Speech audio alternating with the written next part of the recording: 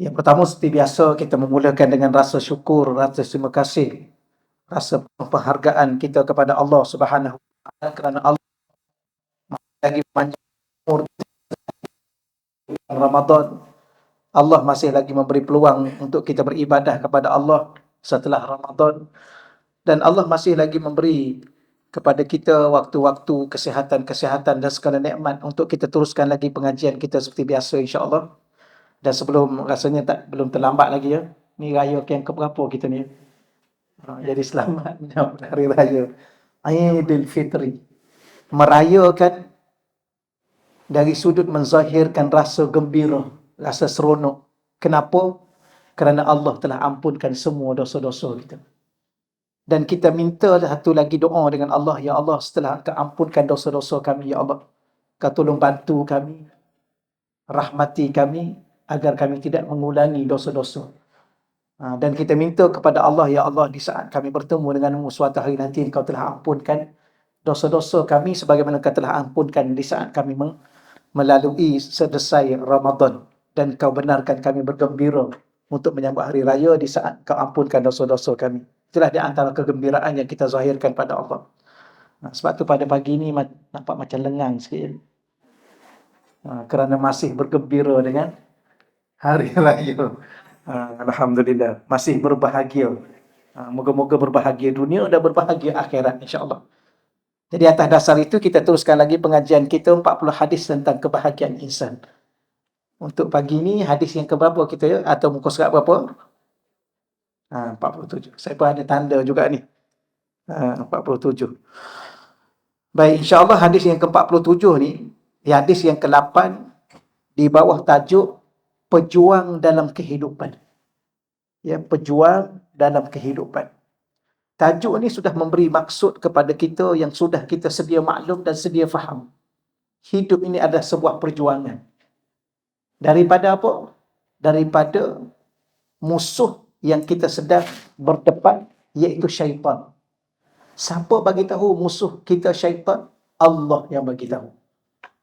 Ya, innahu lakum aduwwun mubin. Dan hidup ini bukan mudah. Sesiapa yang gagal dalam perjuangan hidup ni, maka gagal dunia dan akhirat dia. Apa maksud gagal di sini? Gagal menjadi hamba kepada Allah. Maka perjuangan dalam hidup ini adalah perjuangan melayakkan diri kita dan menyempurnakan diri kita sebagai hamba kepada Allah. Ini yang kita kena, sebab kita dah sedia maklum siapa kita? Hamba.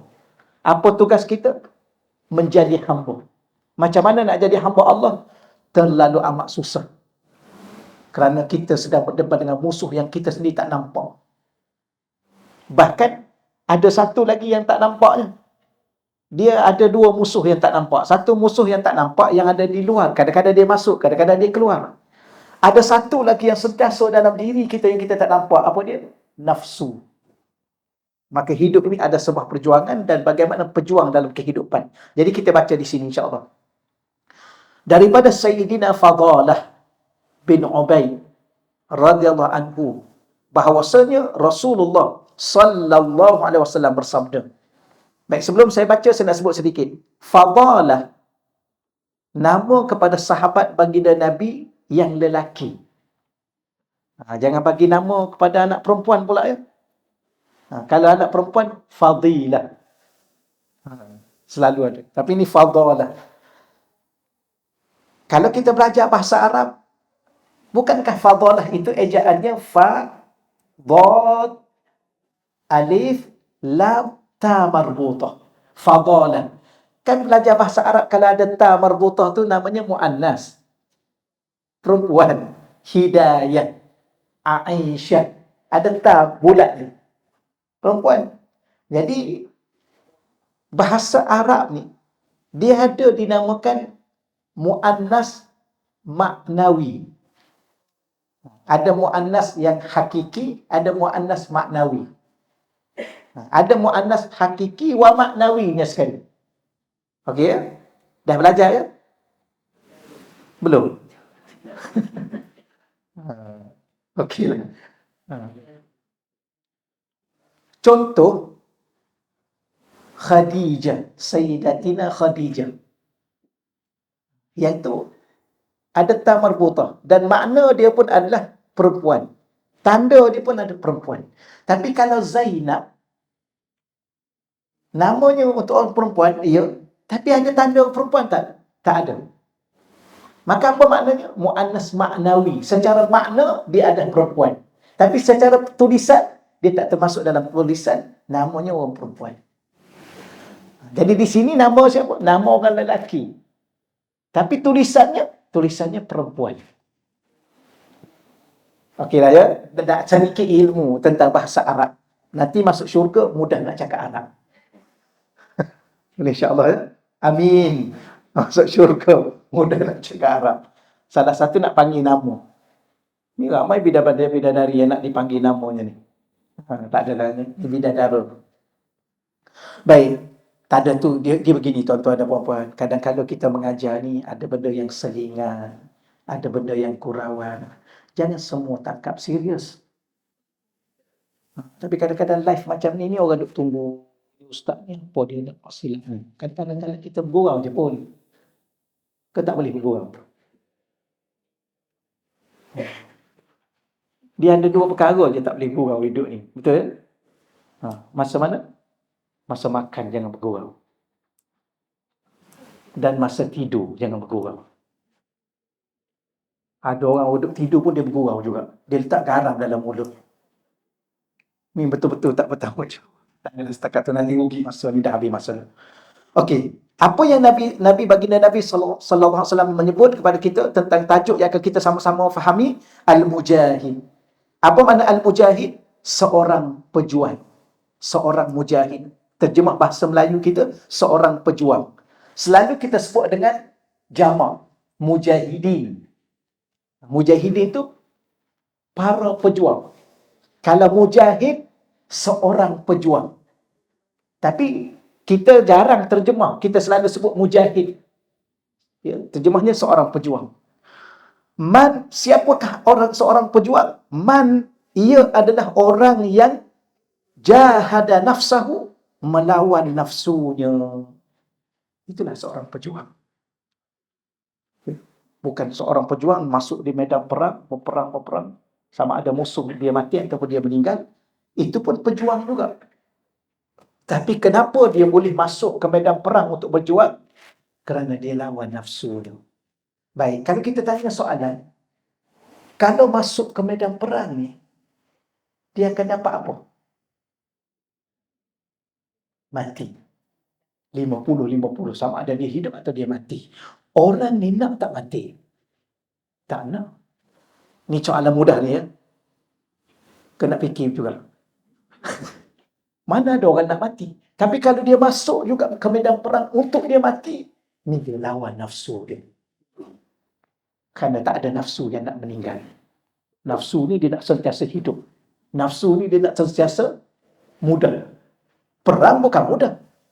Nafsu dia nak sentiasa senang. Perang bukan senang. Okey, maka siapakah pejuang sebenarnya? Yang berjuang melawan nafsu dia. Okey, itu teks. Hadis ini riwayat daripada Imam Tirmizi rahimahullahu ta'ala. Baik, kita baca syarah. Setiap insan, kita semua ni, setiap insan, sama ada lelaki atau perempuan, ialah pejuang dalam kehidupannya. Boleh faham ayat ini insya-Allah ya? Faham dan hayati. Maka tidak ada seorang pejuang yang mudah. Tidak ada pejuang yang senang. Tidak ada pejuang yang sentiasa senyum. Okay. Dah pernah menangis? Pernah. Itulah pejuang. Dah pernah sakit? Itulah pejuang. Sakit apa? Di sini tak payah tanya lah ya. Kesakit hati juga. Ya, sama. Kita orang lelaki, orang perempuan sama. Perempuan jangan ingat orang lelaki tak sakit hati tau. Oh, tengok dah bersuara dah. Bersuara dah banyak sakit hati.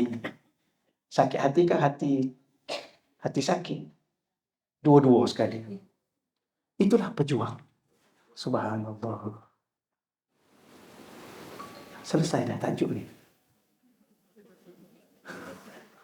Subhanallah. Okey, kita teruskan. Setiap insan, lelaki atau perempuan, dia adalah seorang pejuang dalam kehidupannya. Kita ada dua, satu hidup, satu kehidupan. Sekarang kita sedang hidup, dengan sebab kita hidup ini, kita sedang lalui kehidupan. Apa kehidupan yang kita sedang lalui?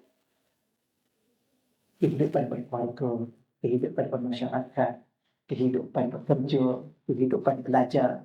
Ini kehidupan maksud. Semua kehidupan yang kita sedang lalui, kita sedang berjuang. Jangan anggap kehidupan yang mudah. Belajar, jangan anggap mudah. Berkeluarga, jangan main-main. Ia bukan mudah. Betul ya? Dah rasa? Kau sedang merasai. Kalau masa nak menangis, menangis saja dah. Itulah pejuang. Ada waktu dia menangis. Ada waktu dia ketawa. Ada waktu dia sedih. Ada waktu dia senyum. Ada waktu dia diam. Maka hidup ni sebenarnya, itulah kehidupan. Maka kalau itu yang kita lalui, maka betul kehidupan itu. Kita seorang pejuang. Tapi kalau kita selalu senyum, pagi senyum, tengah hari senyum, petang senyum, malam senyum, sakit senyum, derita senyum. Ini masalah orang ini. Orang ini masalah. Dia kena hantar kat Perak. Oh, boleh jadi. Okey, insya-Allah boleh ya. Saya bukan apa, saya mengajar ni, ustaz ni pagi-pagi macam ni lah, lain macam mengajar ni. Sebab hari ni kan hari raya, gembira lah. Sebab tu saya tak mula dengan kesedihan. Hari kan hari kegembiraan. Betul ya? Tapi suatu hari nanti kena ingat, bisa gembira. Hidup ni tak akan terusan gembira di waktu dia derita. Maka bersedia. Diam pula dah. Okey, boleh insya-Allah teruskan. Allah. Dia, insan tersebut berjuang untuk mendapatkan sesuatu.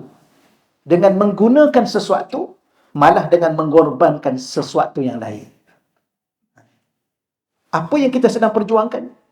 Untuk kita dapat. Kenapa kita berjuang? Untuk mendapatkan sesuatu. Dengan apa? Dengan menggunakan sesuatu. Dan pasti dalam perjuangan ini akan ada yang kita korbankan sesuatu. Sama ada kita korbankan sesuatu atau kita mengorbankan diri. Antum tak cukup kuat. Okay, baik, maka jika seseorang inginkan harta, maka dia berjuang dalam kehidupannya. Ini contoh. Untuk mendapatkannya. Dengan mengorbankan masa lapangnya. Ini contoh. Siapa yang berjuang untuk mendapatkan harta, bahkan harta itu bukan sedikit, dia nak dapatkan banyak, dia nak jadi jutawan, dia nak jadi bilion, bahkan dia nak jadi segala hartawan dan apa gelar sekalipun dengan harta itu, maka dia berjuang dalam kehidupan. Dia bukan mudah. Kita tengoklah senangnya dia. Ya ke senang? Cuba tanya sebelum tu. Tapi dia kena faham untuk mendapatkannya dengan mengorbankan masa lapang. Berapa ramai tuan-tuan orang tak sempat nak tidur sebab cari harta. Betul? Siangnya, malamnya kerja. Bukan mudah. Yang kita ni pula tidur banyak kemudian nak kaya. Ini masalah kita. Contoh. Baik. Begitu juga dia mengorbankan kerehatan dan sebagainya. Dia menggunakan tenaga dan mindanya untuk mencapai. Inilah perjuangan. Pasti kita akan ada perkara yang kita korbankan. Termasuk kita nak cari bahagia. Clear? Baik, muka surat 48. Begitulah selainnya. Ini contoh-contoh lain pun sama. Perjuangan untuk mendapatkan semata-mata kehidupan hanyalah seperti orang yang berjuang dalam mimpinya. Ini tolong ingat. Perjuangan untuk mendapatkan semata-mata keduniaan hanyalah seperti orang yang berjuang dalam mimpinya. Lalu dia rasakan bahawa dia telah mendapat apa yang dia inginkan. Namun apabila dia di kemuncak kepuasan, dia terjaga daripada mimpinya tanpa sebarang hasil daripada perjalanan kisah mimpinya yang panjang. Ada orang berjuang menghimpunkan harta dunia semata-mata. Pangkat dunia semata-mata dunia. Apa lagi? Kemasyhuran semata-mata untuk dunia. Dia kena ingat bahawa dia sedang bermimpi sebenarnya. Di saat dia sampai kepada satu kemuncak, akhir sekali dia mati. Tak ada apa-apa hidup dia. Kerana hidup ini bukan semata-mata dunia. Maka jangan faham perjuangan ini hanya sekadar dunia. Kebahagiaan yang diinginkan hanya sekadar dunia. Kemasyhuran yang diinginkan hanya sekadar dunia. kemewahan, kesenangan, kekayaan hanya sekadar dunia. Mati kita akan seolah-olah kita telah hidup daripada, kita bangun daripada mimpi. Tak ada apa-apa.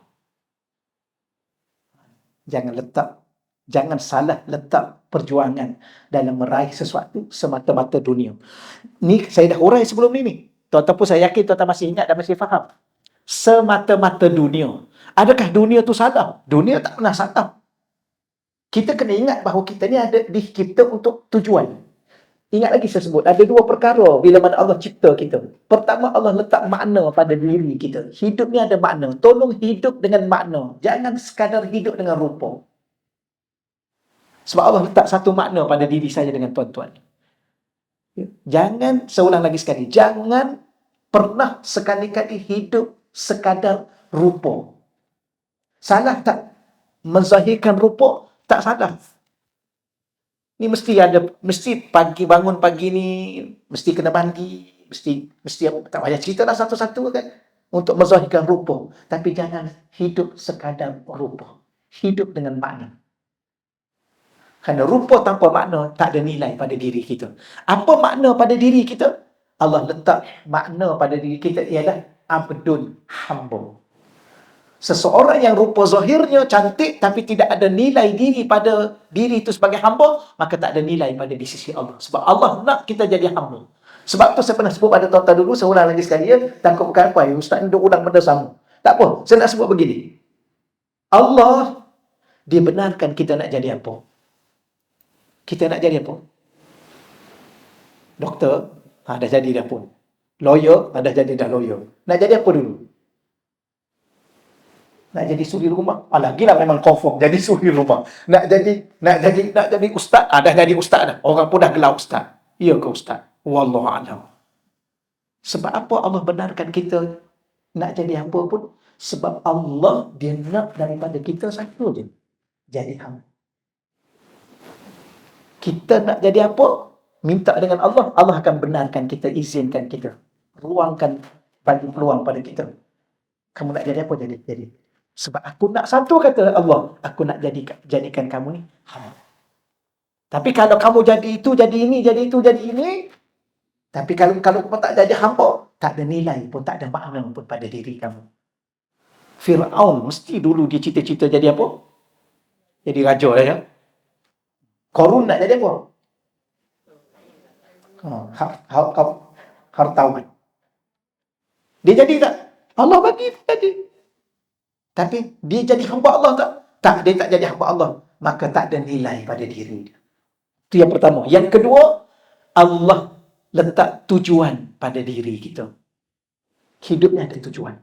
Apa tujuan kita? Allah. Itu tujuan hidup kita. Allah. Kenapa kita beribadah? Untuk Allah. Kenapa kita solat? Untuk Allah. Kenapa kita puasa? Untuk Allah. Maka seluruh ibadah ini untuk Allah. Bahkan bukan seluruh ibadah, seluruh hidup dan mati kita untuk Allah. Inna solati wa nusuki wa mahyaya wa mamati lillah. Apa makna li? Tujuan hidup seluruhnya untuk Allah. Maka jangan ada tujuan selain Allah. Tapi ada orang ni semata-mata dunia tujuan dia. Sebenarnya dunia tidak salah. Memang Allah cipta dunia untuk kita. Huwallazi khalaqalakum ma fil ardi jami'a. Dialah Allah yang telah mencipta segala apa yang ada atas muka bumi ini untuk kamu. Memang Allah cipta untuk kita. Maka salah tak dunia? Mana ada dunia salah? Tapi persoalan sekarang ni bila mana kita telah letak tujuan hidup kita hanya semata-mata dunia, yang salahnya kita.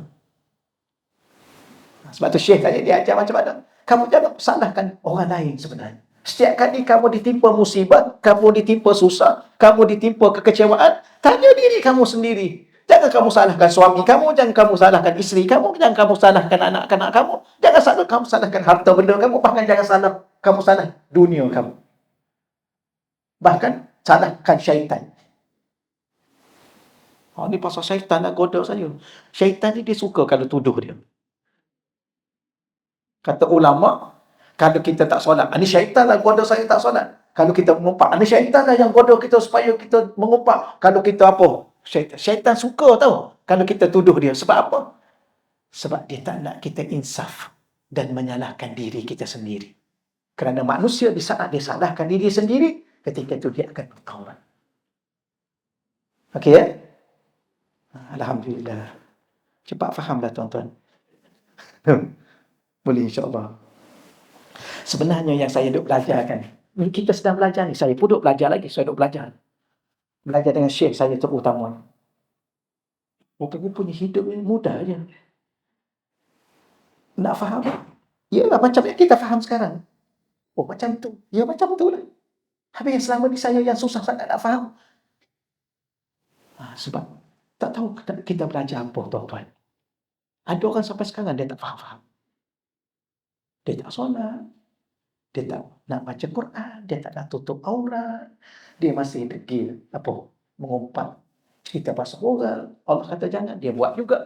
Apa masalah sebenarnya dia tak faham ni? Apa masalah dia? Kita pun tak faham kenapa dia tak faham. Sedangkan hidup ni terlalu simple, mudah. Macam kita sebut tadi. Boleh insya-Allah ya, kita teruskan lagi insya-Allah di sini.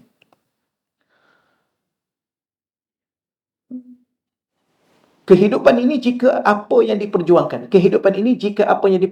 sebatas apa yang dia ingin. Ya. Kehidupan ini jika apa yang diperjuangkan sebatas apa yang dia ingin dapatkan, sekadar untuk kehidupan dunianya, dalam kehidupan dunianya, maka dia akan berada dalam kerugian yang nyata. Ya. Hidup ni dia berjuang sekadar dunia, fikir dunia, tidur dunia, makan dunia, itu saja yang dia fikir. Menambahkan kesenangan dunia, menambahkan kekayaan dunia, menambahkan kemasyhuran, itu saja yang dia fikir, maka dia sedang melakukan sebuah kerugian dalam hidup dia. Kerana semua ini akan berakhir. Ada orang ni dia, tuan-tuan, saya tanya mudah gini lah, tak perlu kita huraikan kat sini. Kita tanya soalan mudah. Kita nak kata dalam bahasa apa yang bahasa paling mudah ya? Memang bahasa lain. Bahasa paling mudah. Saya nak cakap bahasa lain, atau dengan kata lain, atau sudut lain. Itu memang banyak. Tuan-tuan sekalian, bisa nak bagi tahunya ialah, apa pandangan tuan-tuan dan puan-puan seseorang yang mempertahankan sesuatu yang akan hilang? Apa pandangan tuan-tuan seorang yang sedang mengusahakan dan memiliki sesuatu yang akan berakhir? Macam-macamlah perkataan yang boleh dikeluarkan. Cuma perlahan sikit bodoh tu. Tak bijak okey sikit. Kesama juga dengan bodoh. Itulah tuan-tuan. Sebab tu saya kata, minta maaf tuan-tuan, kalau ada soalan, minta maaf. Saya akhir-akhir ni sebab saya cakap bab ni, saya pun terpaksa banyak jawab soalan. Kenapa kita harus pertahankan seseorang yang kadang-kadang kita pun akan tinggalkan dia pun akan tinggalkan kita. Mati. Kenapa kita terlalu bersusah sangat dengan dia? Biarkan dia. Okey? Tak payah nak menangis untuk dia. Kita pun akan mati bila-bila masa, dia pun akan mati bila masa. Kenapa kita pertahankan sangat? Yang kita pertahankan dalam diri kita, Allah. Hidup dan mati kita untuk Allah. Bukan untuk suami, bukan untuk isteri, bukan untuk anak, bukan untuk harta, bukan untuk jawatan, bukan untuk kemasyhuran. Semua hilang. Tapi kita nak tanya soalan kali kedua. Soalan yang sama. Apa pandangan tuan-tuan mempertahankan sesuatu yang akan hilang? Oh, subhanallah. Itu lagi-lagi tu. Allah dah faham. Faham bukan di sini. Di sini. Faham dengan rasa. Bukan faham dengan logik juga ustaz cakap tu. Dia tak dah tahu lama dah. Di sini. Ya Allah, tolong buang rasa hati aku, ya Allah, terhadap sesuatu yang aku kejar, sedangkan yang aku kejar itu akan hilang. Bahkan diri ini pun akan hilang. Yang kekal ialah Allah. Maka kejarlah Allah. Dekatkan dengan Allah.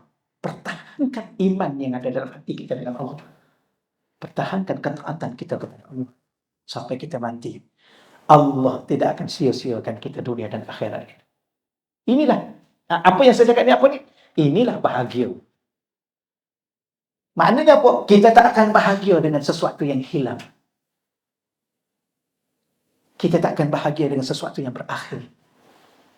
Bahagia adalah bahagia selama-lamanya dengan Allah. Akhir sekali, Allah letak kita dalam tempat yang kekal selama-lama. Kerana yang kekal itulah bahagia. Ya. Boleh insya-Allah ya? Okeylah. Lepas ni jangan menangis dengan sesuatu yang hilang. Biarlah dia hilang. Saya dah cerita ke? Sebelum subhanallah, satu hari sebelum puasa, saya ada urusan yang orang panggil apa? Urgent, betul ke? Urgent, betul. Saya pun nak balik. Lepas tu ada seorang kawan tanya, saya nak balik ni. Dia kata, Ustaz nak balik berapa orang? Saya kata balik seorang lah. Berapa hari nak balik? Nak balik Kelantan. Saya kata nak balik, mungkin sampai petang, ada urusan sikit, terus saya datang. Saya ni pun sekarang ni tahu tak? Saya sekarang ni semalam pukul 1 tengah hari semalam, saya pergi ke utara. Sampai pukul 6.30 di utara. Kemudian ada urusan sikit pukul 12 malam, pagi, saya balik. Sampai tadi. Tak balik rumah lagi. Sama juga baru ni. Saya balik Kelantan. Ada urusan sikit, saya terus balik. Tapi kawan tu, dia bila mana dia tahu saya nak balik seorang, dia kata, tak apa Ustaz, saya balik jugalah. Tengok Ustaz. Dia pun ajak kawan seorang lagi. Jadi 3 orang. Okey, balik. Tak apa, nak cerita bukan apa, nak cerita je. Banyak pengajaran yang Allah bagi, salah satu saya nak sebut yang ni. Salah satunya, duit saya letak dalam poket. Saya tak bawa dompet. Selalunya saya letak dalam poket. Bawa dompet apa, duit tak banyak kan. Buat malu je. Buka kosong. Tak ada, tu ada saja. Saja letak dalam poket. Kemudian ada satu peristiwa yang ada seorang tu, makcik tu dia jual kuih. Saya pun, saya kata, nak, saya rasa dah kenyang. Tak apalah, belilah juga. Beli pun yang beli macam tu. Kemudian, tak tahulah. Saya pun pergi nak beli baju dekat satu kedai. Baju itu. Nak beli dah ni, nak bayar. Dalam poket. Tak ada. Barangkali masa ambil duit bagi kat makcik tu, jatuh kat situ habis. Tak ada. Lepas tu, saya kata, ginilah bang, nantilah dulu. Ni rasanya tak jadilah. Saya cakap, ada tu. Tak jadi. Malu juga. Lepas tu saya kata, kat mana duit ni hilang? Kat makcik tadi ke apa? Datang dalam hati saya, dia kata apa tahu? Ni contoh dia, contoh. Tapi berlaku. Dia kata, tak apa dah. Dah duit nak hilang je dah. Dia cakap dalam hati saya. Dia tu saya tak tahu siapa. Dalam hati. Saya pun tanya dia balik. Saya kata, tak apa ke hilang? Dia kata, iyalah. Kalau iyalah tak apa hilang je lah. Okey, selesai. Lepas tu tasbih.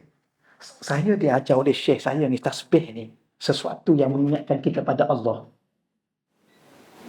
Dipernilai sangat-sangat pada kita.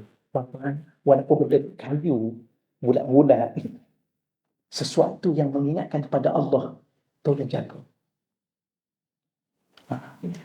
Sama juga kalau pasangan tuan-tuan, ini tasbih. Tapi kalau pasangan tuan-tuan, suaminya, isterinya yang mengingatkan tuan-tuan kepada Allah, jangan lepas dia selama-lamanya. Setuju dia. Jangan lepaskan itu. Tapi tasbih saya pula, memang saya jaga semua tuan-tuan sekalian. Kemudian berhenti satu tempat, di Gua Ustaz. Saya selalu pegang. Waktu saya pun tak tahu dah, bila dia tiba-tiba tak ada. Calon-calon tak ada. Jatuh. Akhir sekali datang lagi dalam hati saya. Dia kata, tasbih hilang. Ya, hilang. Biarkanlah dia hilang. Saya pun tanya lagi. Ya ke? Biar dia hilang. Ya. Tak apa nak hilang je lah. Okey, hilang. Ni kadang-kadang saya teringat. Okey lah, tak apa. Biar dia hilang. Macam mana rasa? Biarlah dia hilang dah. Dia nak hilang.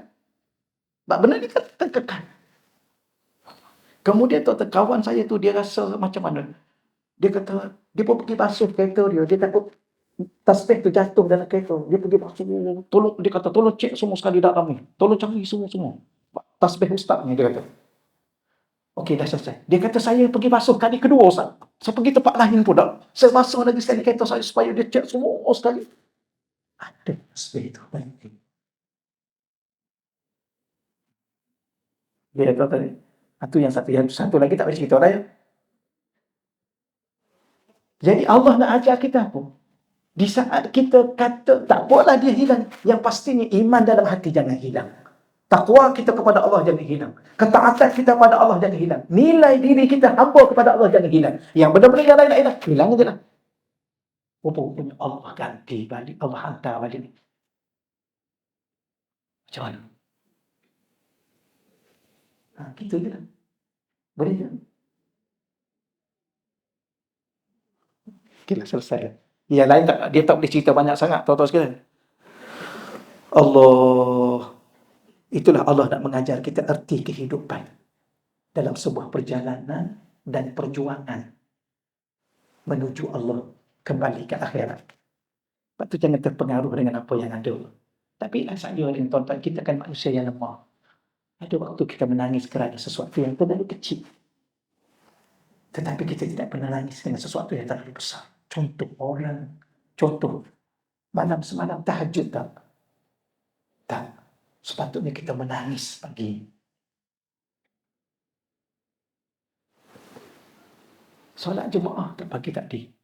Tak. Sepatutnya dia menangis. Ni orang cakap kat kita sikit, kita menangis. Nangis buat apa? Saya tengok you ni makin selekeh je. Balik-balik menangis. Ada. Saya terasa orang cakap kat saya. Terasa apa ikut dia lah. Dia tak nak cakap apa pun. Dia pun akan mati. Dia cakap kat kita apa-apa. Kita pun akan mati. Apa masalah? Tak ada masalah. Yang kita takutnya Allah murka kat kita. Ini benda-benda begini kita kena faham. Okey, terusnya tuan-tuan. Dia minta alamat sikit. Baik, pejuang yang sebenar ialah pejuang yang bijak. Ni. Dalam kehidupannya. Dia ialah orang yang berjuang untuk mencapai kemuncak kebahagiaan abadi bagi insan. Ni. Iaitu perhubungan yang baik dan makmur dengan Tuhan. Ini saya cerita awal-awal tadi, tapi di sini sebab saya baca. Pejuang yang terbaik, yang paling bijak, ialah dia berjuang mencapai kemuncak kebahagiaan hidupnya. Bagaimana caranya? Ialah dengan perhubungan yang baik dan makmur dengan Tuhan yang menciptanya melalui kehambaan kepada Allah, kepada diri. Inilah pejuang yang paling bijak atas muka dunia. Dia mempertahankan hubungan dia dengan Allah. Dalam keadaan apa sekalipun. Susah ke, senang ke, sehat ke, sakit ke, gembira atau sedih, dia tetap dengan Allah. Inilah pejuang yang terbaik. Inilah manusia yang bakal menjadi orang-orang yang akan bahagia dunia dan akhirat dia. Justru perjuangan yang sebenar ialah perjuangan dalam menundukkan nafsunya. Tetapi untuk mengekalkan hubungan dengan Allah, kita terpaksa berdepan dengan nafsu. Kan nafsu dia tak suka solat. Nafsu dia tak suka bangun malam. Nafsu dia tak suka tambah-tambah puasa. Memang dia tak suka. Betul ya? Nafsu bangun malam, dia tak suka. Dia suka tidur. Nafsu dia suka makan. Nafsu dia suka sembang. Nafsu dia suka orang puji dia. Maka inilah yang dia rasa. Dan Allah ni, dia nak kita rasa hina. Allah ni dia nak kita tak banyak cakap. Allah ni dia nak kita tak banyak tidur. Allah ni dia nak kita tak banyak makan. Allah ni kalau boleh dia nak kita hidup, biarlah orang tak puji, tak angkat kita. Orang hina kita lagi baik. Supaya kita rasa sebenarnya memang kita hina pun. Orang, kalau dia hina kita, sebenarnya Allah hantar dia, keluarkan perkataan daripada mulut dia, supaya hina kita. Supaya apa? Supaya Allah nak sedarkan, memang kita hina pun. Hamba, mulia ke hamba? Mana ada hamba itu mulia? Hamba kan hina. Diri dia pun, dia bukan dia punya harta, dia pun lagilah tak ada apa-apa. Jadi kalau kita hamba, kita rasa mulia, ini masalah kita tak faham apa makna diri kita. Baik, kalau kita tahu kita hamba dan kita hina, kenapa kita perlu kepada orang puji kita? Tapi kita ni kadang-kadang seronok dengan orang puji. Apa maksud? Kita tak sedar diri rupa-rupanya. Betul? Kita tak mandi 3 hari, kita nak suruh orang puji kita, wanginya. Ini masalah. Pernah tak mandi 3 hari?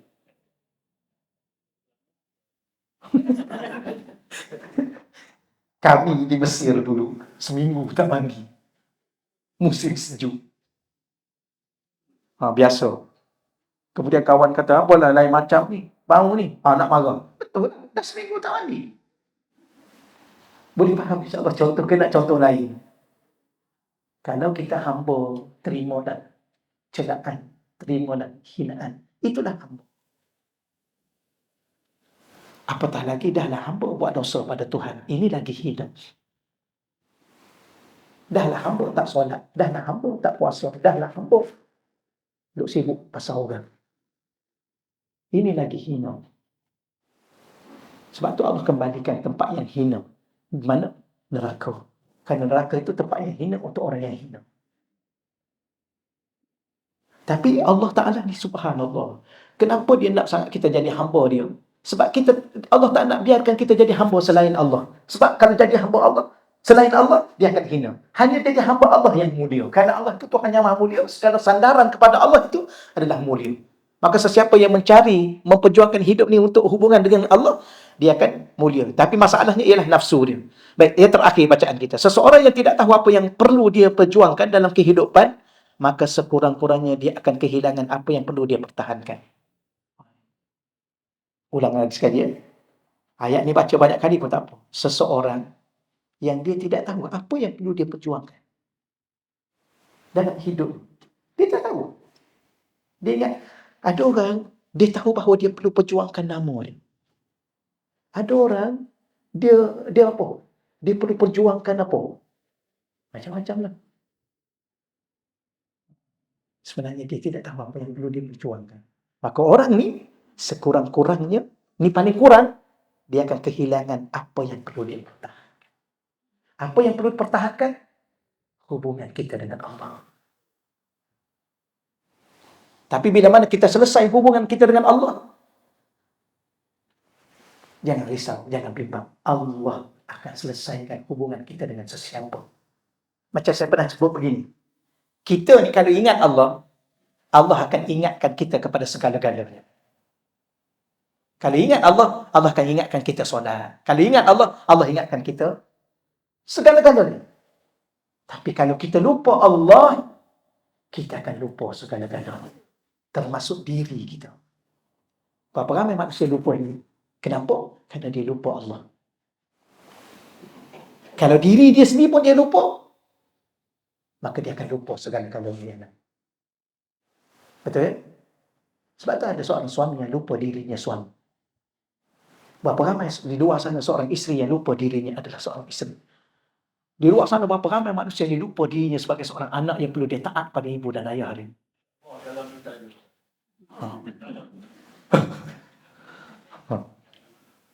Betul? Betul. Apa yang Haji sebut betul. Kenapa? Puncanya dia lupa Allah. Itu yang saya selalu sebut kan. Dia umur 71, dia lupa. Dia rasa 17. Sebab dia lupa Allah. Bila mana dia lupa Allah, dia lupa masjid. Dia lupa surau. Okey, insyaAllah ya. Dia gagal untuk pertahankan apa yang sebenarnya dia pertahankan. Bahkan kadang-kadang yang paling bimbang lagi, yang paling malang lagi ialah dia mempertahankan sesuatu yang tidak patut dipertahankan. Mati-matian dia pertahankan sesuatu yang tidak sepatutnya dipertahankan. Sehingga dia lupa apa yang selayak dan sewajarnya dia pertahankan. Sebab itu saya selalu sebut, jangan pernah kecewa hanya dengan kerana seorang manusia. Kecewa dengan diri kita sendiri yang gagal menjadi manusia yang sempurna kepada Allah. Hamba yang sempurna kepada Allah. Boleh insyaAllah ya, selesai situ. Ada soalan? Tak ada lah ya? Oh ada.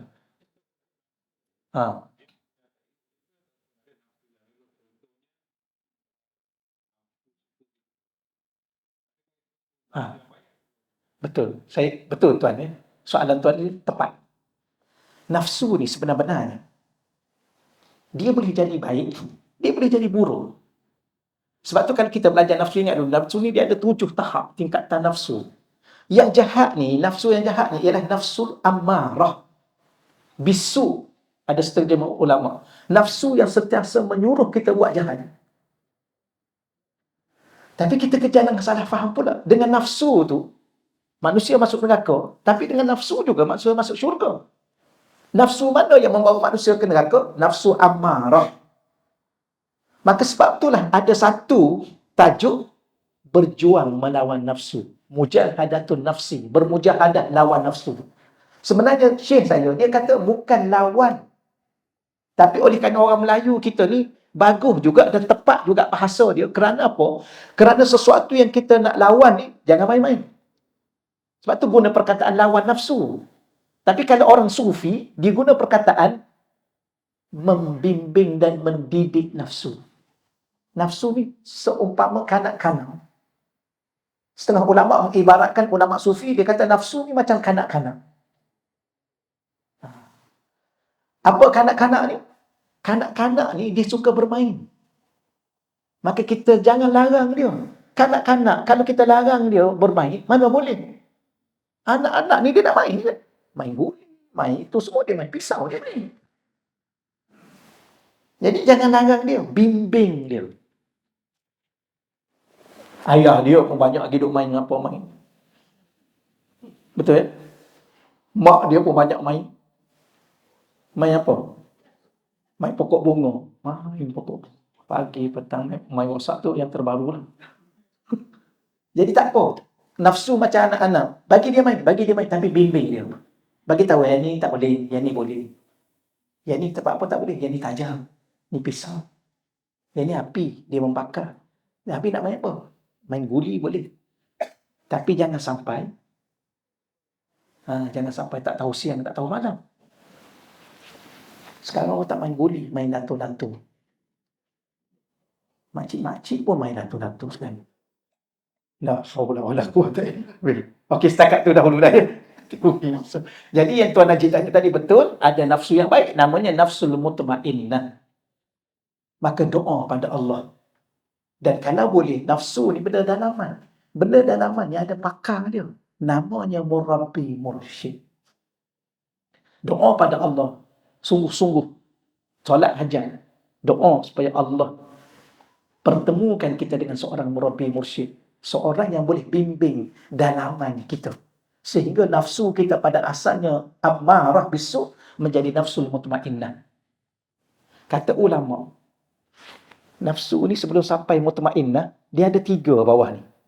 Nafsu ammarah, nafsu lawamah, nafsu mulhimah ataupun mulhamah.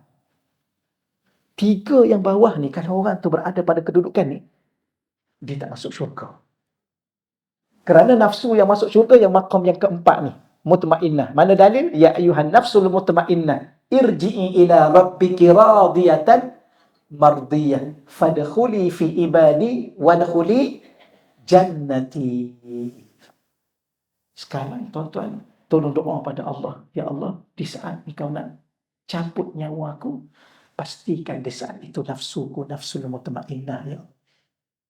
Aku tak mampu ya Allah. Dah lama dah duk bimbing, duk didik dengan baca Quran, dengan sembahyang, dengan mengaji pagi-pagi. Kadang-kadang ada waktu timbul lagi perasaan nak buat jahat. Tolonglah aku ya Allah. Aku dah tak mampu dah. Umur dah 70, umur dah 60. Tak tahu masa tinggal berapa lagi yang baki. Kurang-kurangnya kalau nafsu yang satu ni, yang atas ni amarah, ni lawamah, ni mulhimah. Kalau yang ni okey dah. Satu tahap lagi nak atas ni. Ni dopah ni.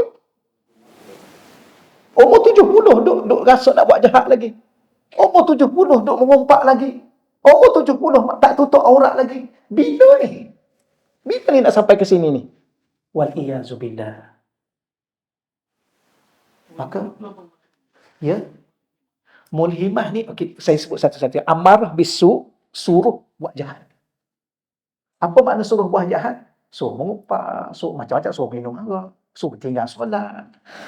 Lawamah, dah mula okey sikit. Dia mula mencela dirinya yang melakukan kejahatan. Contoh, dia mengumpat dulu. Kemudian dia rasa, kenapa aku ni mengumpat lagi ya? Kenapa aku ni? Dia tinggal solat, kemudian dia kata, kenapa aku tinggal solat? Tak sepatutnya aku tinggal solat. Dia dah marah diri dia. Mencela. Lawamah ni mencela diri dia. Mulhimah ni ialah nafsu yang mula dia mendapat ilham-ilham yang baik. Dah mula rasa nak solat. Dah mula rasa nak tinggal benda-benda buruk. Dah mula rasa nak bangun malam. Dah mula rasa nak berzikir. Ini mulhimah. Dah dapat ilham. Tapi kalau dia menyambut ilham itu, maka dia mula berzikir, dia mula solat, dia mula itu, maka akan sampai dia jadi tenang. Nafsu dia nafsu tenang. Apa makna tenang? Tenang ni ialah ingat Allah. Maknanya nafsu yang sentiasa ingat Allah.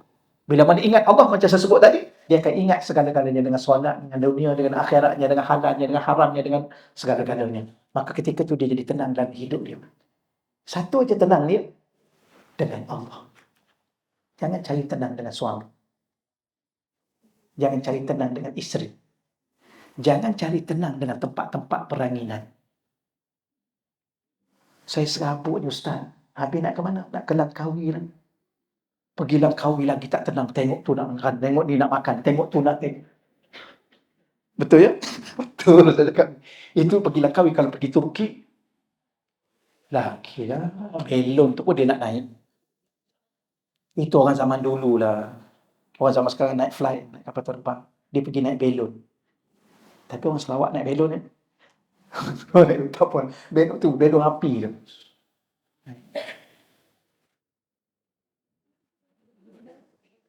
Subhanallah. Oh, 70 main belon. Lambai-lambai. Afahasibtum annama khalaqnakum abasan. Apakah kamu menyangka kami cipta kamu sia-sia? Main-main. Ulama-ulama dahulu, orang-orang terdahulu siang dan malam yang menangis takut nak bertemu dengan Allah, takut diseksa, takut dimurka. Kita umur macam ni pergi main belon. La haula wala quwata illa billah. Nanti salah ke Ustaz? Oh, kalau tanya salah, tak ada. Mana ada salah? Main latu-latu, mana ada salah? Main je. Ya.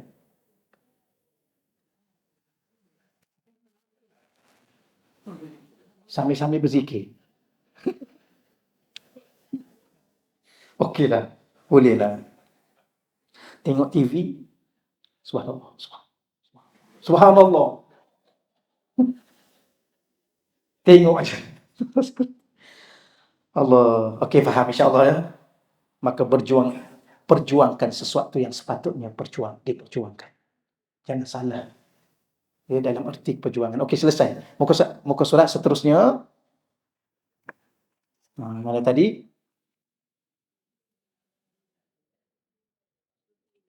49. Okey, baik. Hadis yang ke-9, muka surat 49, perjuangan agung. Dalam senarai perjuangan ni, yang mana yang paling kemuncak? Baik, daripada Sayyidina Jabir radhiyallahu anhu, bahwasanya Rasulullah sallallahu alaihi wasallam bersabda, "Qadimtum khaira muqadamin." Ya, qadimtum, kalian semua telah tiba dengan sebaik-baik ketibaan. Wa qadimtum minal jihad, dan kalian tiba daripada jihad al-asghar, yang lebih kecil, ila jihadil akbar, kepada jihad yang lebih besar. Apa jihad yang lebih besar? Mujahadatil abdi hawahu, iaitu mujahadah seorang hamba melawan nafsunya. Dia tak terjemah tu kan? Dia terjemah iaitu mujahadah hawanya. Kalau terjemah bahasa Melayu yang lebih lengkap, iaitu mujahadah seorang hamba, mujahadatil abdi, mujahadah seorang hamba, hawahu, melawan nafsunya. Itu maksud dia. Hadis riwayat Imam Baihaqi dalam kitab Az-Zuhud, sebagaimana disebut lafaz ini dalam kitab Faidul Kabir. Hadis ni ada ulama-ulama hadis kata pertikaian, ada hadis dhaif, ada kata hadis sahih. Tuan-tuan sekalian dia, walau bagaimanapun maksud dia adalah memberi maksud yang begitu mendalam. Okey, muka surat 50. Hidup ini memang suatu perjuangan. Kita tidak akan duduk diam tanpa bergerak. Salah satu daripada kita kena faham, apakah makna hidup ini adalah sebuah perjuangan. Hidup ni tak ada orang yang duduk diam. Dia tak bergerak. Mesti hidup ini kena bergerak. Selagi kita perlu bergerak, maka kita pasti akan penat. Bergerak sana, bergerak sini, buat itu, buat ini, pergi ke sana, jumpa itu, macam-macam. Mesti penat. Namun untuk apa kita penat dalam kehidupan? Ni, tolong tanya soalan. Pergi sana sini penat tak? Penat. Untuk apa puan-puan penat? Bekerja daripada pagi sampai petang, kumpul harta, penat tak? Penat. Kenapa tuan tak berpenat-penat? Ni jangan jawab lagi, ni jawapan dia. Di sini jawapan dia. Untuk apa kita penat dalam kehidupan? Maka itulah yang menentukan sama ada kita bahagia ataupun sebaliknya dalam kehidupan. Biar kita penat, akhirnya bahagia. Jangan kita penat-penat, akhirnya derita. Kerana salah dalam memperjuangkan sehingga kita sanggup berpenat-penat, akhirnya derita. Korun penat tak korun? Saya pun tak tahu saat dia penat. Mesti dia penat. Nak kita tuan-tuan, minta maaf lah kan tuan-tuan lain lah, mungkin kalau kita orang biasa ni nak beli rumah, sebuah rumah tu pun 30 tahun bekerja, tak penat. Korun ni berapa rumah ya? Tak payah tanya lah rumah korun ada berapa buah. Anak kunci tu pun ada berapa? Katanya 70 ekor unta yang bawa. Ha. Puan-puan boleh bayang anak kunci dibawa oleh 70 ekor unta. Ada kata 7, ada kata 70. Kalau saya tanya puan-puan, puan-puan banyak tak harta? Banyak ustaz. Anak kunci harta saya 70 buah kereta. Betul? Memang ada. Okey. Penat tak kumpul dia? Penat. Kalau tak penat tenaga, penat jiwa. Kalau tak penat jiwa, penat sini. Betul ya? Penat. Kita je nampak dia senang. Penat. Kita nampak dia okey. Penat. Untuk apa kita berpenat-penat? Maka dia kata, maka itulah yang menentukan sama ada kita bahagia ataupun sebaliknya dalam kehidupan. Baik, kita bukan kecewa dengan ketentuan. Kerana kita tahu dengan keimanan kita bahawa Allah lebih mengetahui apa yang terbaik untuk kita. Ini satu benda juga yang kita kena faham. Tapi dia akan bawa kepada kita suatu perkara yang dibahaskan. Cuma di sini saya nak sebut, tuan-tuan dan puan-puan, apa sahaja yang berlaku ke atas diri kita, jangan pernah kecewa. Kerana segala yang berlaku ke atas diri kita, itulah yang ditentukan oleh Allah. Dan Allah tidak akan mensia-siakan kita. Ulang lagi sekali. Kita hadir atas muka dunia ni, siapa yang tentukan kehadiran kita? Allah. Suatu hari nanti kita akan kita keluar daripada dunia dengan kematian, siapa yang tentukan ajal kita? Allah. Maka kalau kata Syekh saya, kalau kita masuk ke dunia ni, hadir ke dunia dengan ketentuan dia, maka keluar daripada dunia ni pun dengan ketentuan dia, maka segala yang berlaku antara hidup dan mati kita ni pun semuanya ditentukan oleh dia. Maka jangan kecewa dengan ketentuan dia. Kerana dia lebih tahu untuk diri kita, bahagia dunia dan akhirat. Okey? Tapi susah ni. Cakap mudah. Kalau iya ke Ustaz? Ya, kalau macam tu saya tak kecewa, lepas tu kecewa pun. Baik.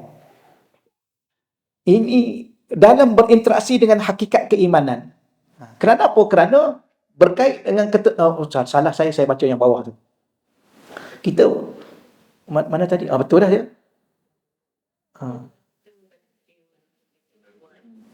Kita bukan kecewa dengan ketentuan kerana kita tahu dengan keimanan kita. Kerana dalam hati kita sudah beriman dengan qada dan qadar. Kalau kita sudah percaya, kita sudah yakin terhadap qada dan qadar Allah, kenapa kita kecewa dengan ketentuan Allah? Kenapa Allah buat saya macam ni? Kenapa Allah takdirkan saya begini? Apa salah saya? Kenapalah Allah sentiasa sedihkan saya? Kenapa Allah sentiasa datangkan kepada saya orang yang mengecewakan saya? Ini maknanya orang ini tidak cukup beriman dengan qada dan qadar. Tuan-tuan, sebenarnya dia begini. Bila mana kita semula berinteraksi dengan Allah, selepas itu Allah akan bagi setiap jawapan kepada apa yang kita sedang lalui. Tetapi bila mana kita jauh dengan Allah, memutuskan hubungan dengan Allah atau menjarakkan kita dengan Allah, ketika itu kita mencari jawapan daripada diri kita sendiri ataupun daripada orang lain, ketika itu kita akan buntu kerana tak akan ada siapa yang boleh bagi jawapan tentang hidup kita kecuali Dia yang mencipta kita. Tapi pelik tuan-tuan. Ada orang kahwin tak dapat anak.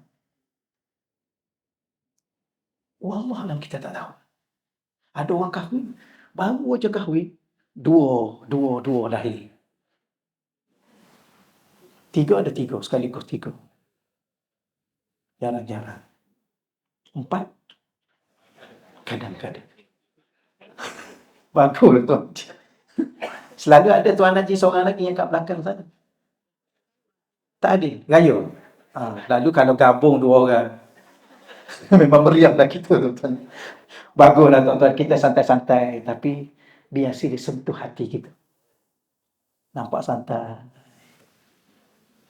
tapi dia memberi makna yang besar dalam kehidupan kita. Allah, moga-moga Allah bagi kita semua faham. Ya, kita tahu bahawasanya Allah menentukan apa yang Dia tentukan kepada kita dengan kasih sayangnya, dan masih dalam kelembutan dan kehalusan interaksi, berbanding apa yang Dia mampu untuk lakukan dengan sifat kuasa yang tidak terbatas. Tolong faham sedikit dari sudut mana Allah Ta'ala ni setiap kali Dia tentukan sesuatu ke atas diri kita, nampak zahirnya sakit, nampak zahirnya perih, nampak zahirnya sakit, Allah tentukan itu semua dengan kasih sayang Allah. Siapa Allah? Ar-Rahman. Siapa Allah? Ar-Rahim. Siapa Allah? Al-Latif. Siapa Allah? Al-Hakim. Tak payah terjemah lah ya.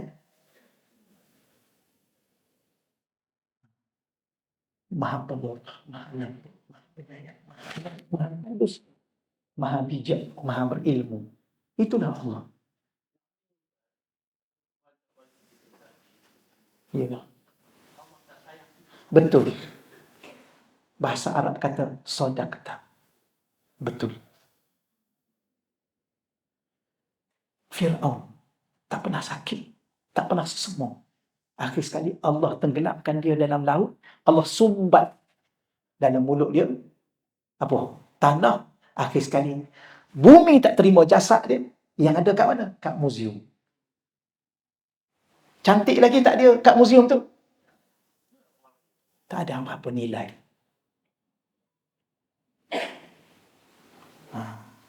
Sebab apa? Allah tak sayang. Tapi Nabi Musa, macam mana ujian Nabi Musa? Nabi Ibrahim, macam mana ujian Nabi Ibrahim? Nabi kita Muhammad, bukti apa? Allah sayang. Maka samalah kita. Di saat Allah uji kita makin berat, makin berat, makin berat. Dan kita dah baca dah hadis sebelum ni. Tak ada bukti Allah cinta. Tetapi jangan terjemah cinta makhluk sama dengan cinta Allah. Tak sama.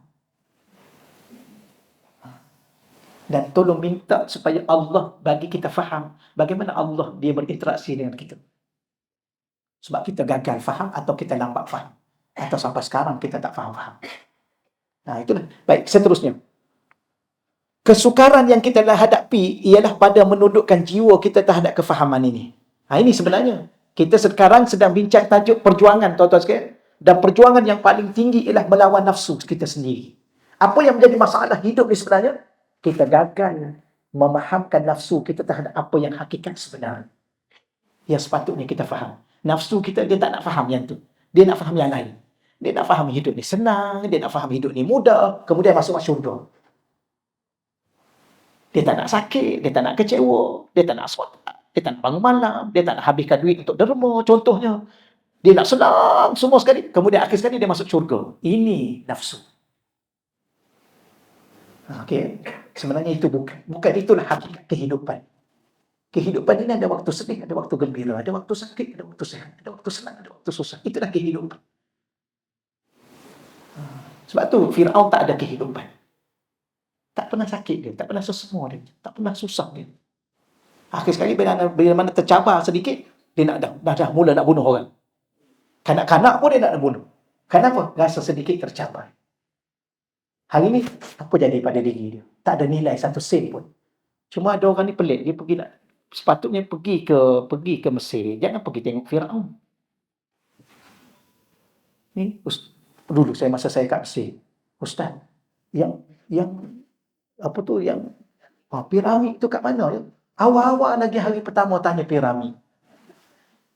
Piramid tu kan kubur Firaun. Tapi pergi je nak tengok juga. Tak turun ya. Tapi pergi jugalah. Dulu tak ada. Okey, boleh. Nanti orang tanya, salah kau ustaz? Kalau tanya salah, memang tak salah. Tak salah. Boleh pergi tengok betapa hebatnya dia dalam binaan. Sampai sekarang tak itu. Tapi di mana diri dia? Betapa berbangga dia boleh bina kubu-kubu yang besar-besar. Itu tu banyak lagi tu. Saya pernah dulu, kita bayar kuda. Ya. Sewa, bukan bayar, minta maaf. Kita sewa kuda. Dia dalam kami 10 orang, 15 orang kadang-kadang sewa seekor kuda. Pergi ke padang pasir 6 jam tengah-tengah padang pasir. Naik kuda. Rupa-rupanya banyak lagi piramid tengah. Ha. Apa piramid ini? Kubur-kubur manusia-manusia yang engkar Allah. Tapi apa jadi sekarang ni? Tak ada nilai satu sen di sisi Allah. Allahumma neraka selama-lama. Okeylah, tapi kita boleh pergi tengok dah, tak ada masalah. Pergilah.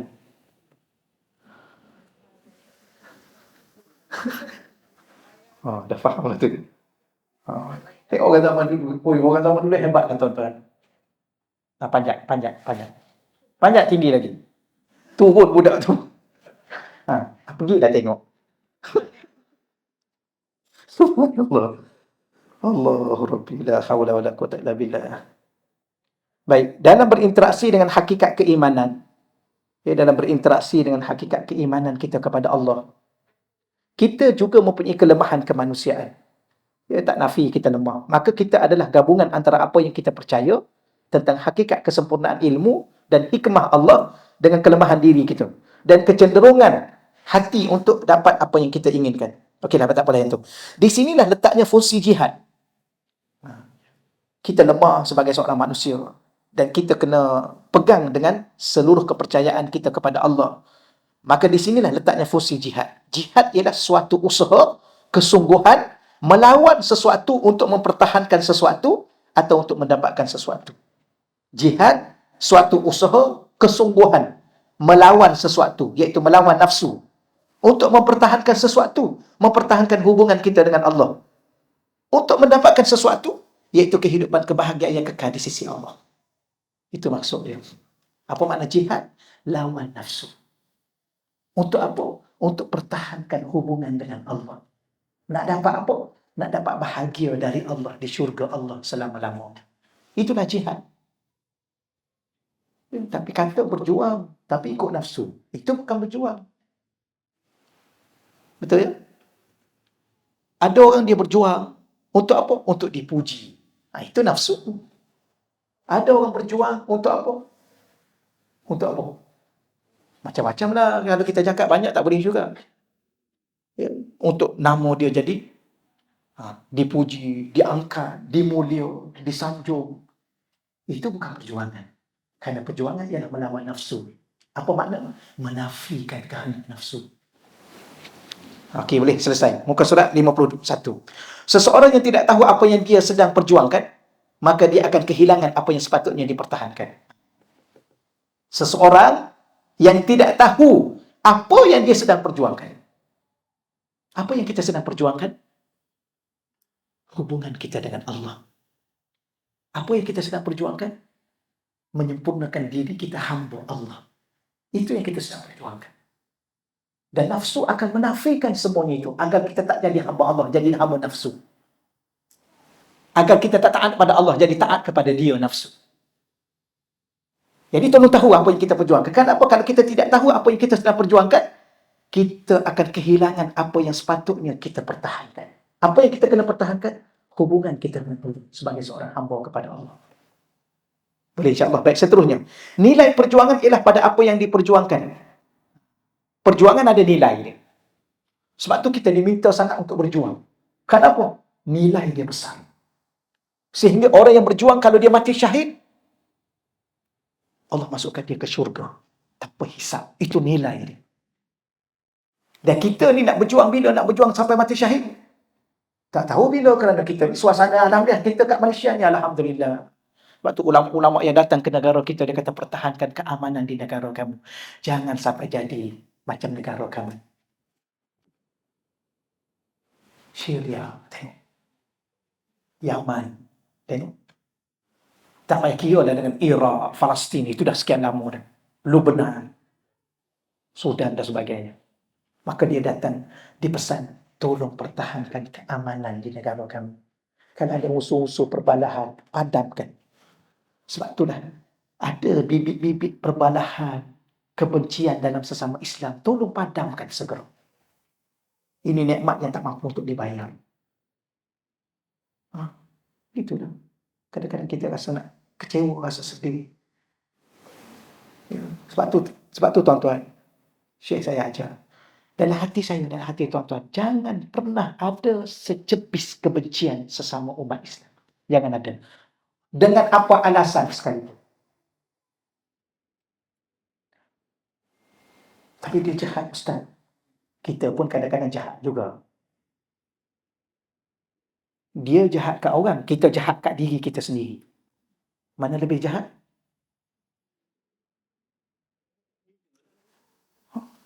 Zalim pada diri sendiri.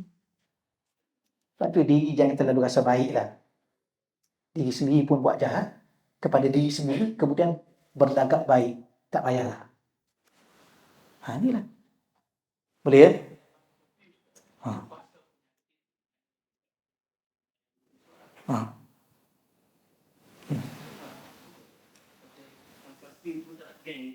Ya. Ya. Yang sedang berjuang ni orang Islam. Memperjuangkan hubungan dengan Tuhan. Memperjuangkan ketaatan kepada Allah. Memperjuangkan untuk jadi hamba Allah. Orang Islam je. Sebab tu orang Islam ni adalah orang yang memang syaitan target kita. Peluru syaitan ni, apa lagi kita nak kata? Senjata-senjata syaitan ni, dia tuju pada kita. Dan tempat yang dituju adalah di hati. Sebab tu hati orang Islam kadang-kadang ada dengki, kadang-kadang ada riak, kadang-kadang ada takabur, kadang-kadang rasa benci sesama sendiri. Tapi semua Islam itu bersaudara. Tapi bermusuh sama saudara sendiri. Kenapa? Memang betul. Sebab syaitan target kita. Sebab syaitan tak nak kita jadi hamba Allah. Kita nak jadi hamba dia. Sebab tu kalau kita kata, kenapa Islam banyak dengki? Betul dah tu. Tapi kenapa berdengki? Kerana dia tak faham sebenarnya hidup ini, yang tu yang disebut tadi, seseorang yang tidak tahu apa yang dia sedang perjuangkan, maka dia akan kehilangan apa yang sepatutnya dia pertahankan. Yang sepatutnya dipertahankan adalah persaudaraan Islam. Apa lagi?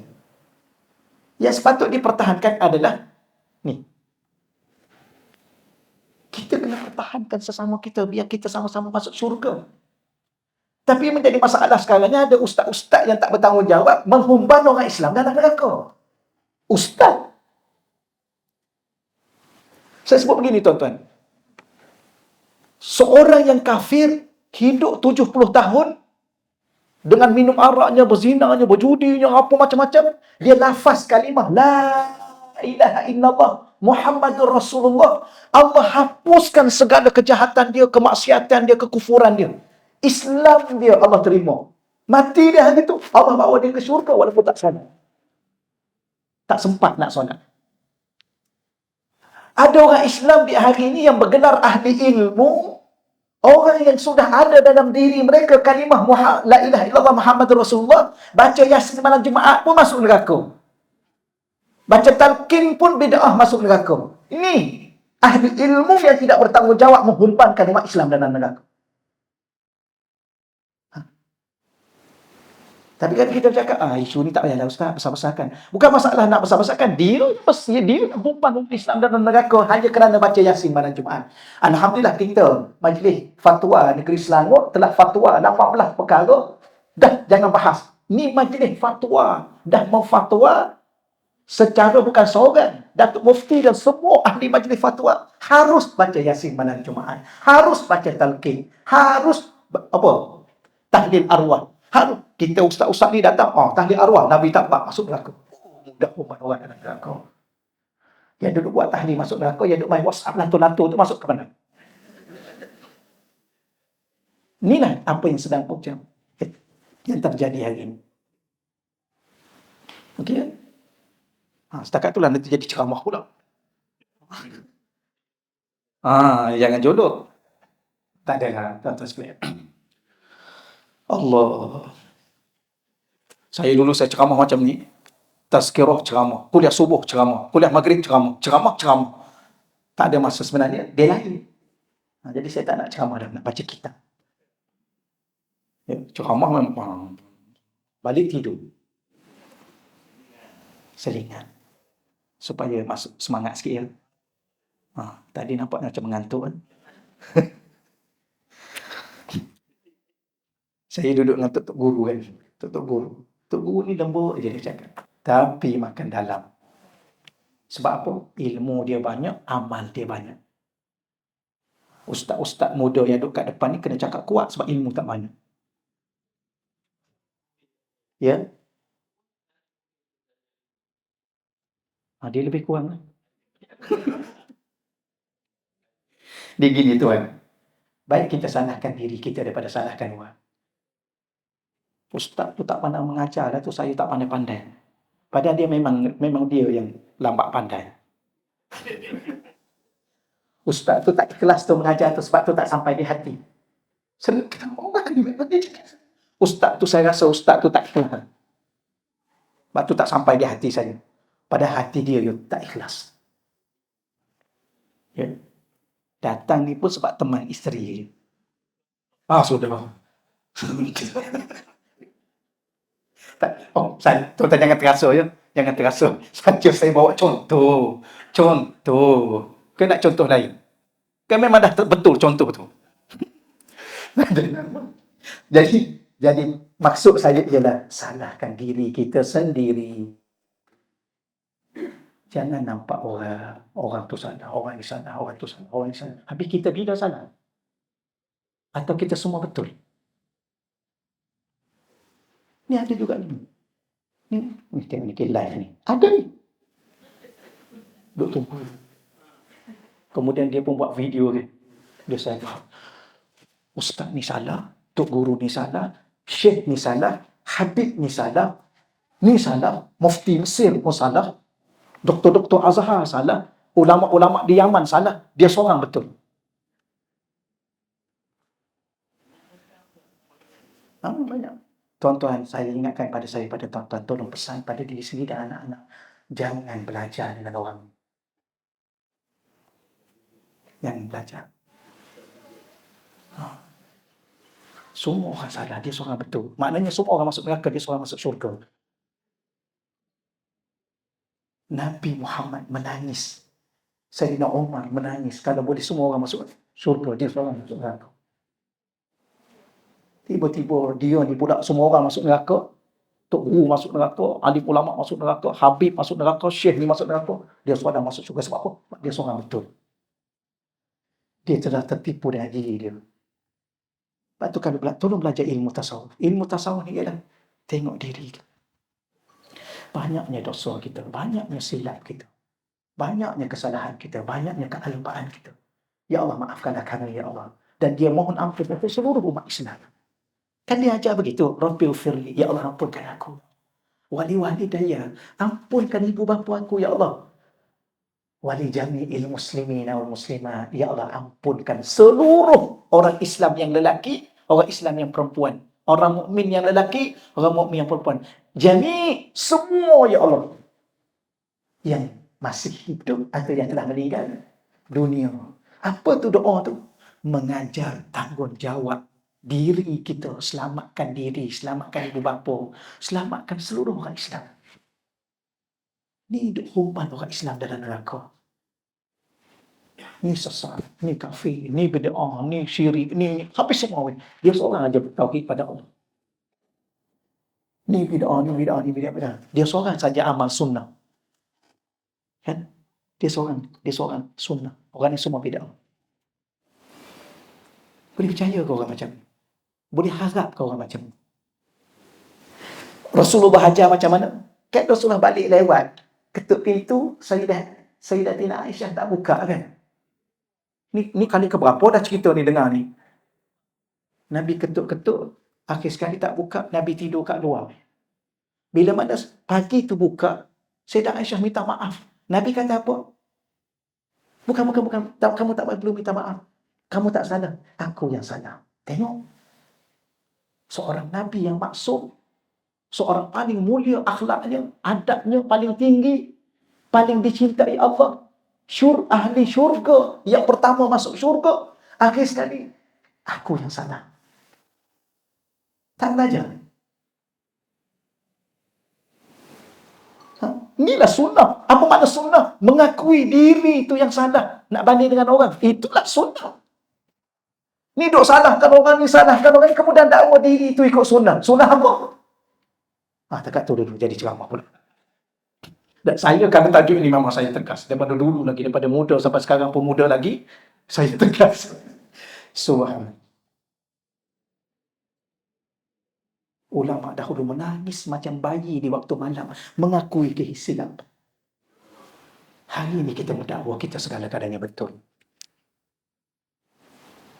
Itu suami-suami yang ada di luar, ada waktu kita silap, mengakui kesilapan kita. Isteri yang kalau dia silap, mengaku. I silap dengan you, I minta maaf.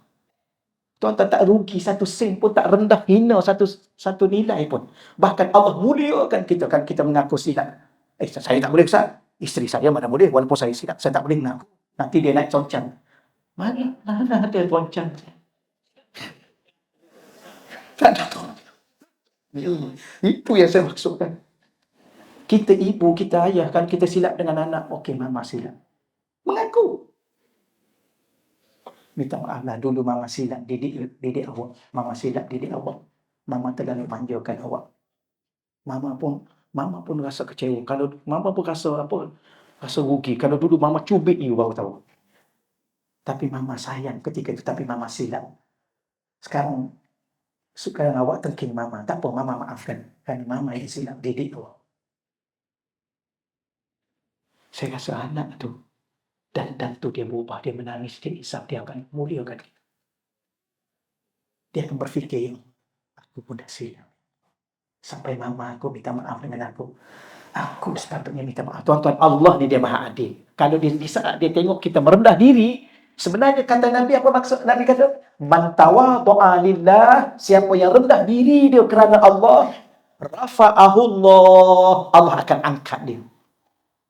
Jangan risau. Kalau kita rendah diri kita pada isteri, kita rendahkan diri kita pada suami, kita rendahkan diri kita pada anak-anak. Bukan hina diri, tahu? Jangan, tolong beza antara rendah diri dengan hina diri. Jangan menghina diri. Haram hukum dia menghina diri kita. Kita ada maruah, kita ada keimanan, kita ada kemuliaan. Tapi jangan sampai kita sombong diri. Tolong rendah diri. Allah angkat kita. Jangan risau, ada masa Allah angkat. Kalau kita rendahkan diri kita, kalau kita silap-silap lah. Macam mana silap? Okeylah tuan-tuan sekalian, itulah kehidupan. Dan itulah perjuangan. Apa tadi? Lawan nafsu. Mana ada nafsu nak rendahkan diri pada orang? Nafsu kan nak tinggi. Mana ada nafsu nak rendah-rendah? Okey. Masa kira-kira 5 minit ni. Betul. Aku punya yang ni panjang tak? Panjang lagi ni. Tapi masa kena tepat. Habis masa, habis. Okey ya. Belajar sedap, amal tu susah. Allah. Nilai perjuangan ialah pada apa yang diperjuangkan dan apa yang sedang dipertahankan. Nilai diri kita yang paling agung untuk dipertahankan. Nilai diri kita, inilah yang paling agung untuk kita pertahankan. Pertahankan diri kita hamba kepada Allah sampai kita mati. Jangan jadi hamba kepada selain Allah. Pertahankan. Maka perjuangan untuk mempertahankannya adalah perjuangan yang teragung. Pertahankan nafsu kita, jangan sampai nafsu kita ni melawan Allah. Jadikan nafsu yang tenang untuk ikut segala perintah Allah. Baik, oleh itu ketika para sahabat ridwanullah alaihim ajma'in pulang daripada medan perang setelah memperoleh kemenangan dan membawa harta rampasan perang, maka Rasulullah sallallahu alaihi wasallam mengingatkan mereka untuk melawan musuh yang paling dekat dan paling kuat. Dah lawan dah kafir musyrik, dah dapat harta rampasan perang, tapi sebenarnya di saat balik kembali daripada medan perang, Rasul ingatkan ada satu lagi musuh yang paling dekat dengan diri kita sendiri dan yang paling kuat, iaitu nafsu mereka sendiri. Nak lawan nafsu kita, itu paling dekat. Dia dalam diri kita, yang paling dekat dengan kita. Tak kena gaya dia lah yang humban kita dalam neraka.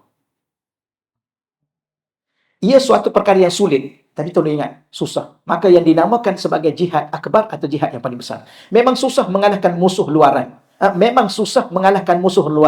Namun lebih susah ialah mengalahkan musuh dalaman, nafsu, iaitu diri sendiri.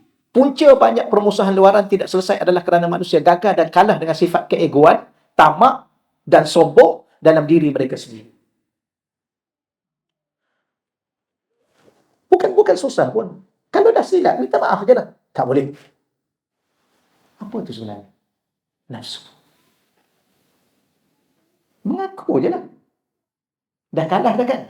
Dia ada dua, tuan-tuan tahu tak ada dua. Satu kalah, satu sanggup tak mengaku kalah. Saya tak kalah Ustaz, cuma belum menang. Kalah je lah. Betul. Satu kalah, satu lagi sanggup tak mengaku kalah. Satu silap, sanggup tak mengaku silap. Dia dah silap. Tak, saya tak silap. Tengok. You dah langgar lampu merah tau. Mana ada merah? Allah lain semua tengok merah.